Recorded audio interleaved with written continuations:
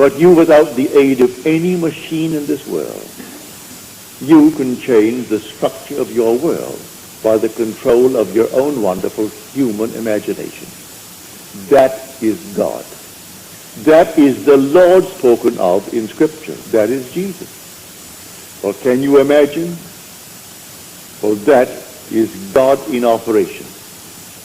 God only acts and is in existing beings or men. But how does he act? As I imagine. I imagine anything.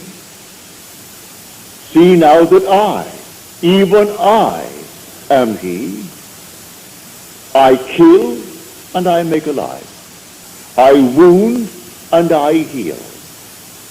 And none can deliver out of my hand.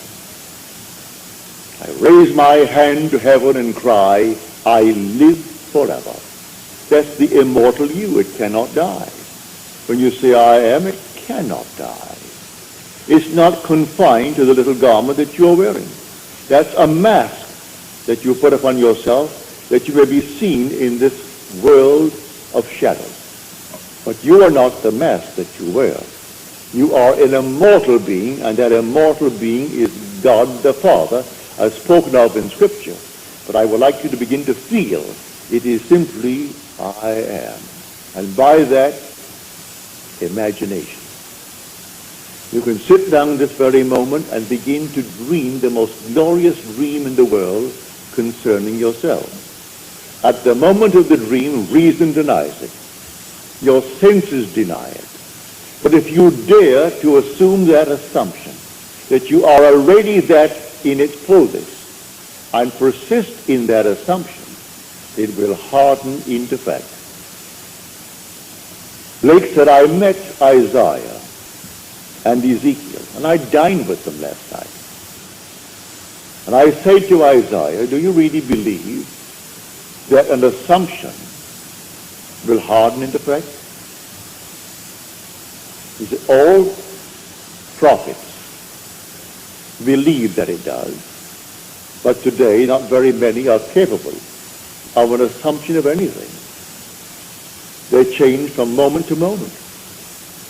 If I could dare to assume that I am what at the moment reason denies and persist in my assumptions in a way that I do not know and I need not be concerned about, it will actually find the necessary means to externalize itself within my world.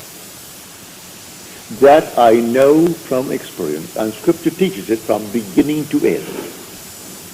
This is the law that came after the promise. The promise came first, and that is irrevocable.